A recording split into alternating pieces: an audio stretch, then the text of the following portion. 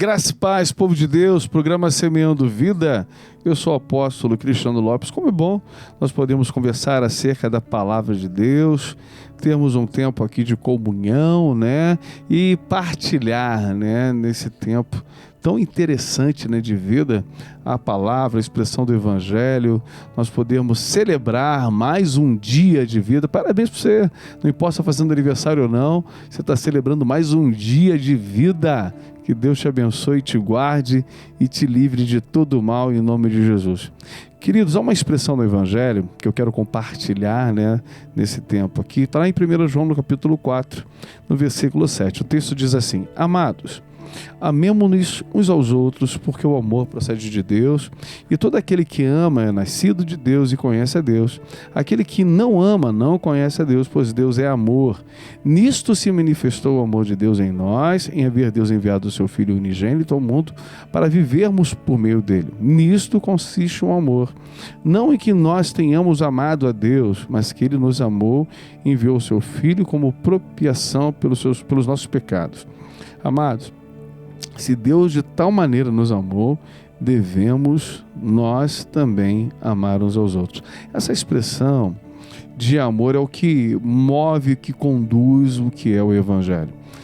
Talvez se a gente perguntar para uma grande maioria de pessoas hoje que se dizem cristãs, né, qual a expressão do Evangelho, qual o significado, a manifestação, ou o que nos traz a consciência, nós vamos associar ao pecado. Nós nos aproximamos do Evangelho, nos aproximamos da igreja, nos aproximamos de Jesus por conta daquilo que é o nosso pecado. Bem da verdade, é isso mesmo. Eu só fui conhecer Jesus de verdade por conta dos pecados que estava cometendo. Se as coisas estivessem dando certo, o meu pecado estivesse funcionando, talvez eu não estivesse no Evangelho. Se as carências da minha alma estivessem sendo preenchidas, né, pela bebida, pelo álcool, pela prostituição, talvez eu nunca estivesse na igreja. Mas nessas carências, nesses vazios dos nossos muitos pecados, né, é onde nós nos aproximamos do Evangelho, de Cristo e da igreja. Agora, o engraçado é que a expressão de quando nós chegamos até o Evangelho, quando nós aprendemos de Jesus, a gente percebe que Deus, ele tem sim todo o poder, né? Que o Senhor, ele pode transformar a tua casa, ele tem poder para curar você, para libertar você da droga, da bebida. O Senhor tem poder para restaurar teu casamento, abrir aquela porta, curar a enfermidade. Deus tem todo o poder.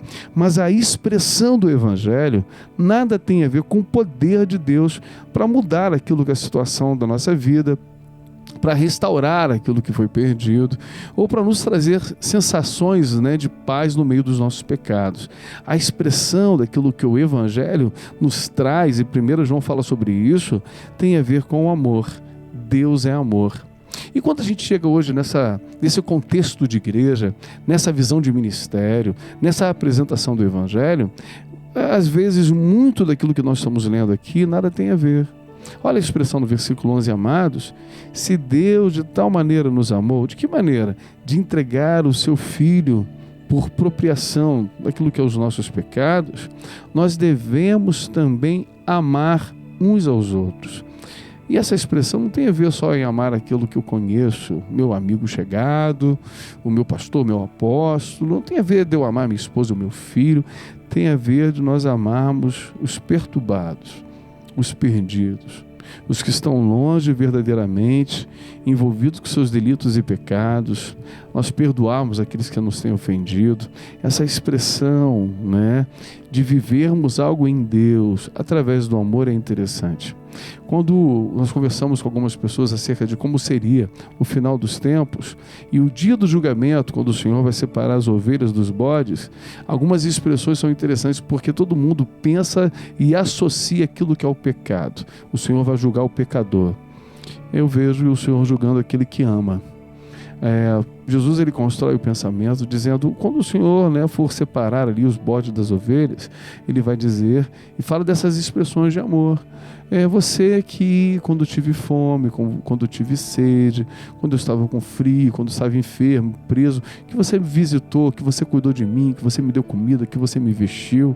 Aí ele está dizendo, entre agora no gozo do seu Senhor. E para aqueles que, quando o Senhor estava com fome, frio, enfermo, não cuidou, ele está dizendo, você vai para o lago de fogo e enxofre. Qual a expressão disso? De poder ou de cuidado? Ou de amar? Talvez você esteja pensando assim: quando foi que eu não fiz algo pela igreja, que eu não fiz algo pelo pastor, ou por alguém que eu amo? Quando foi que eu deixei de fazer alguma coisa?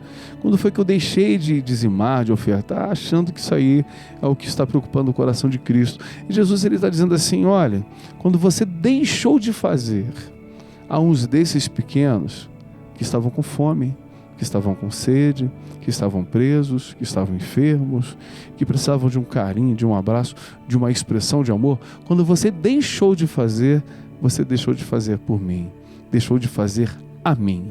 E isso é tão sério que no final ele está dizendo que o lugar desse que deixa de fazer é um lugar de fogo, um lugar de enxofre.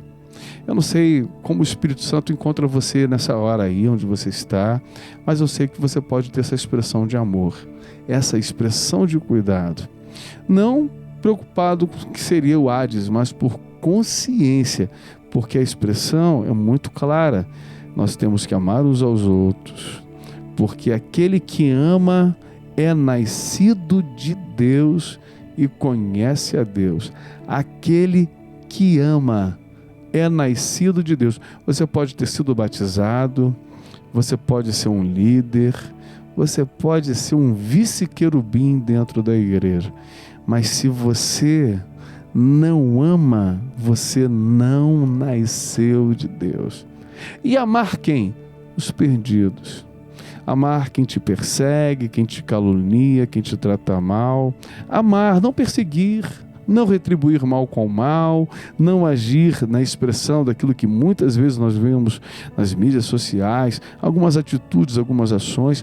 A palavra está dizendo que aquele que me ama, aquele que ama uns aos outros, percebe, já que o amor procede de Deus, que essa pessoa ela é nascida de Deus e ela conhece a Deus. Então toda a expressão de rancor, de mágoa, de ódio, de vingança, aquele cavalo que sai de casa e de repente aí está dando patada para tudo quanto é lado, essa pessoa que não expressa um amor por consciência, por carinho, por trato, talvez não conheça a Deus.